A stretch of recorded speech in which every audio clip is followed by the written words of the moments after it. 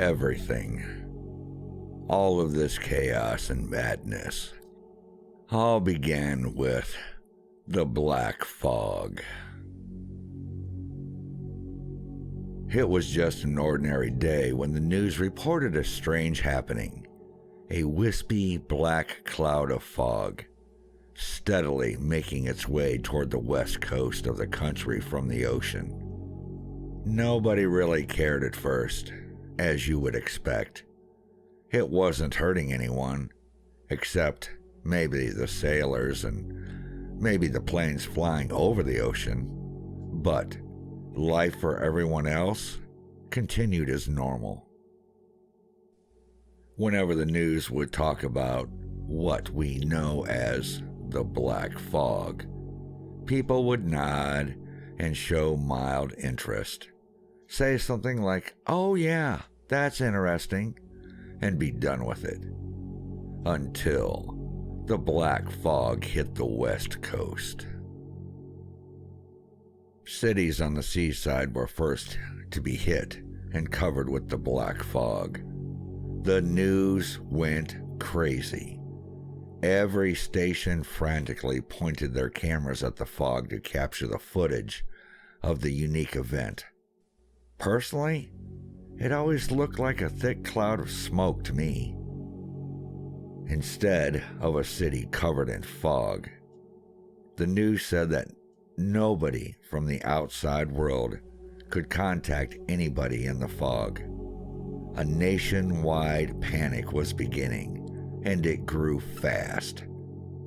People who had previously disregarded the black fog now looked for ways to leave the country, as the news reported that the black fog was still heading east, as though determined to devour the entire country. With mass hysteria of this magnitude, it can safely be assumed that plenty of doomsday prophets came forward with explanations about the fog's origin. It quickly became obvious to me that these prophets of the apocalypse were nothing more than crazies who walked into the news stations from off the street. Nearly every scenario imaginable was told as the reason for the black fog's existence. God's wrath on humanity, the apocalypse, aliens seeking a safe place to land their spacecraft. The black fog was simple. Fog mixed with pollutants in the air. It was a publicity stunt for a new movie. It was the government using the fog for some purpose. Cthulhu was rising. We heard everything, but none of these theories seemed to make sense. There were a few more days of chaotic news reports, and then the black fog came to my town.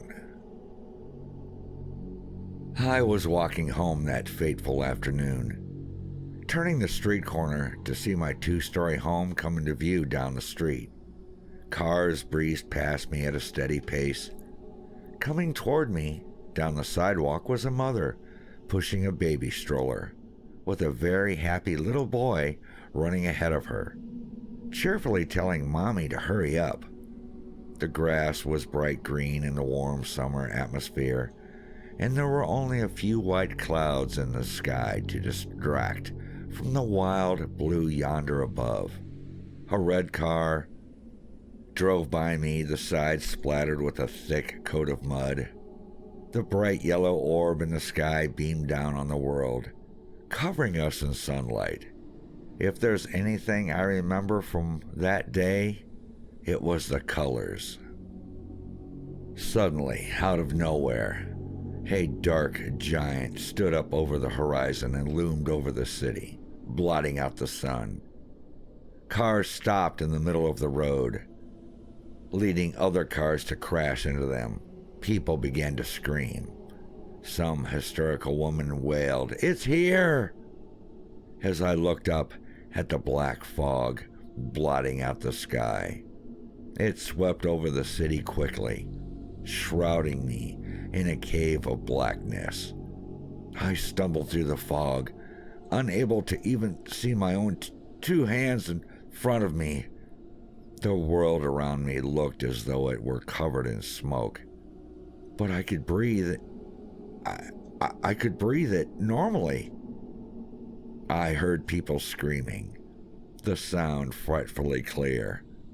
There was the screeching of tires as cars stopped and others crunched, smashing into them. In my mind, I could picture the street as it had been before the fog hit. My house was a few yards down across the street. If I could find my way inside, I could wait for the fog. I could wait for it to go away, to see if it would disappear and leave the city. I began walking toward my house uneasily, still hearing people cry out for help. It was as though I had become blind. I took my steps with care, tripped over a blunt object. When I was finally across the street, I climbed to my feet with my sense of direction completely gone. How close to my house was I? I gave it my best guess and made my way forward. I had to walk around a parked car, and after tripping over the curb and falling onto the sidewalk on the other side of the road, I hope I was there. My shoes felt the grass beneath them. I wasn't entirely sure if it was my yard or not. I worked my way to the front door of the house and sighed in relief when I realized it was mine.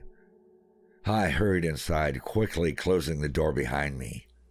The fog hadn't gotten into my house, which I was thankful for. Only a little of it got in when I opened the door, but I could still see. The windows displayed nothing but black. It was as though I was standing in my house at night, a starless, moonless night. I sat down, took a few deep breaths to calm myself, turned on the TV, and began to watch the news. If anything was being done about the black fog, surely they would have reported it. The news anchors were calm, but to my dismay, they had nothing to report. They said the black fog was perfectly natural and explainable. They said that the entire nation was being covered at an unbelievably quick rate, and the president had been evacuated for his own safety. I changed the channel right there, cutting off a blonde newswoman in mid-sentence. On the new channel, they weren't calling the fog natural. They weren't talking about the president. They weren't pretending this wasn't a national emergency. Instead, they were panicking. People who looked like normal civilians ran around the station in a frenzy, while the camera's view rested on a guy sitting behind the news desk, sitting in the middle of all the chaos. He stammered as he spoke, trying to maintain order somehow. There were no reports of, rescues from any seaside city, nor did the black fog show any sign of receding, the guy was saying. As I watched, he managed to stop one of the frightened civilians and asked him to say a few things for the camera. Hi, my name is, Adam, Adam began, breathing heavily. That shit out there is crazy, man. Like it ain't fog. It's something else, man. Adam wiped off his sweaty forehead and cleared his throat. We heard rumors that You can see in the black fog if you have a flashlight or a fire. We sent a guy out into the fog with one of those big-ass flashlights, you know? And he hasn't came back yet. I remained in my living room in complete disbelief. I was in complete disbelief that this was happening. I barely registered anything the news said. Not that it said much. The only thing they could talk about was the black fog. And because nobody knew anything about it, there wasn't much to say. I couldn't tell if it was day or night outside, so I tried to sleep according to the clocks in my house. I slept on the hardwood floor in the living room, too weary and afraid to climb upstairs to my bedroom. When I woke up, I immediately turned the TV on again. Inside the news station, there were sleeping people mixed with people standing off camera who were in rapid discussion about what to do. It was as though they had forgotten the camera was on. I decided to wait and see if they were going to give any piece of news that was worthwhile, and went into the kitchen to fix myself something to eat. Fortunately, I had made the trip to the grocery store the day before it all started. But despite this, my appetite still wavered when I looked at the food. The black fog didn't feel real to me. It almost like some kind of demented nightmare. But it still hurt to think about it. I returned to the living room without eating anything and sat down on the couch and stared at the TV. After staring at the screen and listening to the people on the news station talk for an hour, I groaned. Survival was boring. I turned my head to the living room window and examined it from where I sat. I think Adam had said something about being able to see in the black fog with. I jumped off the couch and stumbled over to the hall closet. After shuffling through coats and other miscellaneous things, I found a flashlight. Clicking it on, I sighed in relief when a bright beam of light shot out. The first light I'd seen since all this started. I pointed the flashlight towards the living room window and froze when I saw a face outside. There was a man standing outside the window with his thin nose barely touching the glass. His face was horrible, yet I couldn't look away. The skin hung loosely on him, making him look like an old man. He had long silver hair on his head, a few strands of which were dangling limply over that face, but also huge bald patches were all over his head. The worst part about the man was that he was smiling at me. He had a wide, toothy grin, but his eyes had black irises and white pupils. Near the bottom of the window, I could see that he was wearing a torn-up white shirt, but his smile hypnotized me. His eyes burned into mine. There was no color to the man at all. Even the thin cuts on the sides of his face were an inky black. He was nearly completely unmoving, only moving the slightest bit as he breathed. The light from the flashlight didn't seem to affect him at all. I moved closer to the window, and rapped my fist on the glass, but the colorless man only stared. I turned the flashlight off, and the man disappeared in the fog. I turned the light back on, and he was visible again. Adam was right. It was possible to see in the black fog with a flashlight. I was intrigued by the colorless man, but also very frightened. How long had he been outside my window? A shiver ran down my back when I realized that he could have been watching me sleep. I was unnerved by his endless staring and amused smile. As much as I wanted to watch the news in the living room, I instead found excuses to stay out. I found myself looking through the same pantry in my kitchen for almost a half an hour.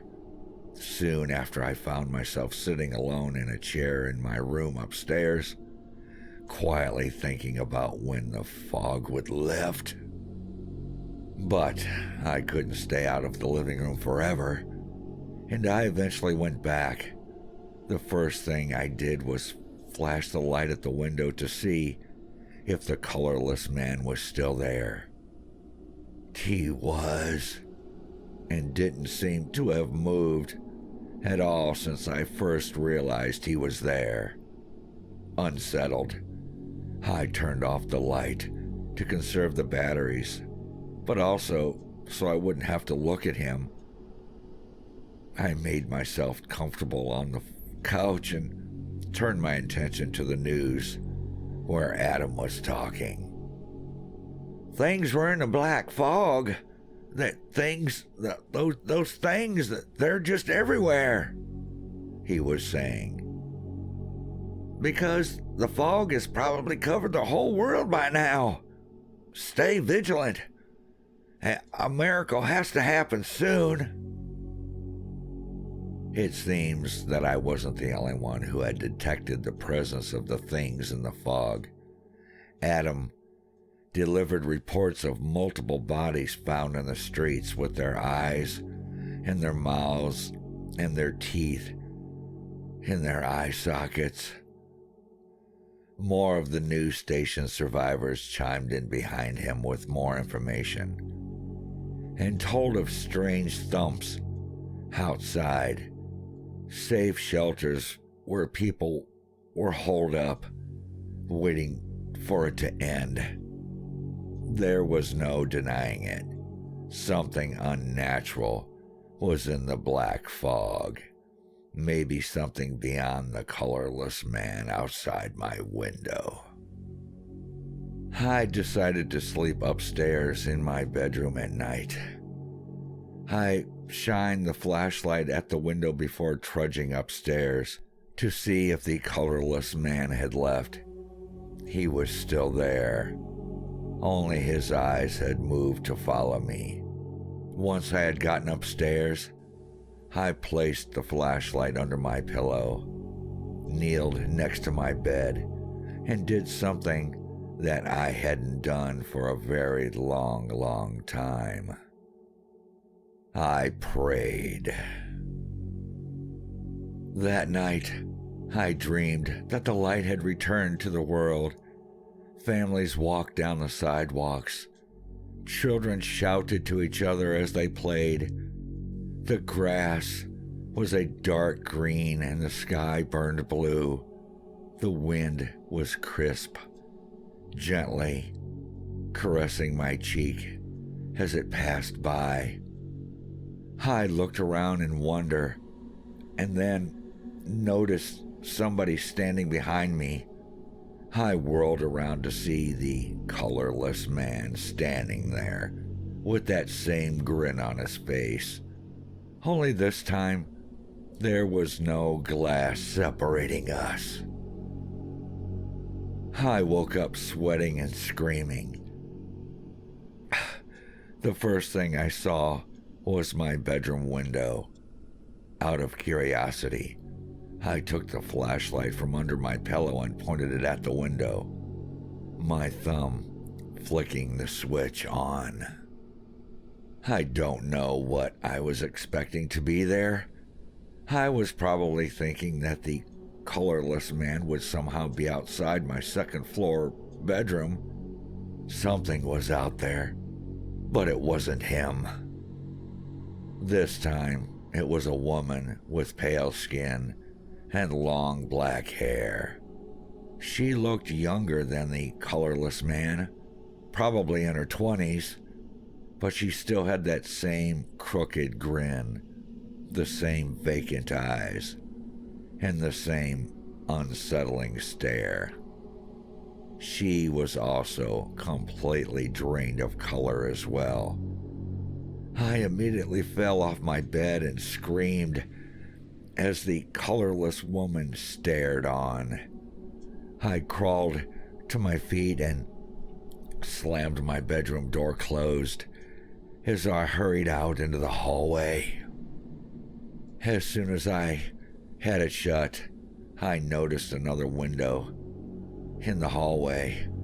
I flashed the light at it and gasped when a fat, colorless man came into the light, grinning as though laughing at a private joke. I didn't know what to do. Total panic seized me, causing me to flee from unseen eyes in the black fog. I shined my flashlight at every window I came across. I found another colorless woman in the guest room window and a thin, colorless man looking into the upstairs bathroom before I managed to reach the stairs. I practically flew down them and dived into the kitchen, where I ducked under the table and tried to catch my breath. Out of the corner of my eye, I could see the kitchen window. As much as I didn't want to know if one of them was there, I still flashed the light at the window. This one was the worst one yet. He resembled a wolf with a wide snout, shaggy black fur, and pointed ears, and he stared at me with a wide, hungry smile, and his pupils, those white pupils, surrounded by blackness. For a crazy moment, I thought it must have been a wolf skull or a mask, but then a thick dog tongue slid out of his mouth and licked his chops as he continued to gaze at me. There was a colorless person at every window in my house, I realized. I stumbled out of the kitchen to get away from the starving eyes of the colorless wolf and found myself standing in the living room. I flicked the flashlight on and pointed it at the window to see if the colorless man was still there, patiently waiting. As I stared, his grin widened and revealed fangs like razors in the back of his mouth.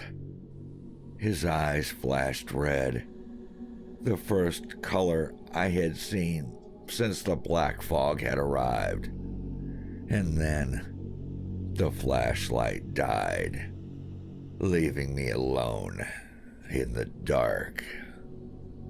As I stood there, blinking in the utter blackness that surrounded me and pressed in on all sides, something began tapping on the living room window. As if in response, the colorless people began tapping on every window in the house. The sound was maddening, completely in unison, and growing louder and more frequent as every second crept past. I have been listening to them ever since. All of them just tapping on the windows. The sound never leaves, never stops, never pauses.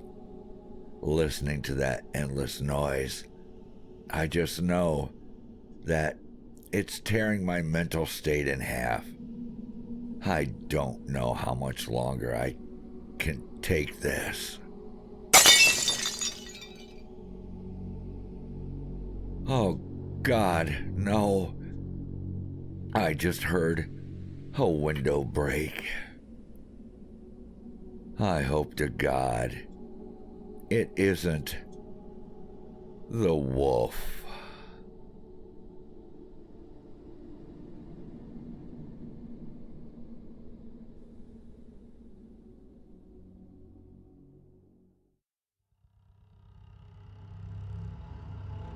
Well now, was that creepy?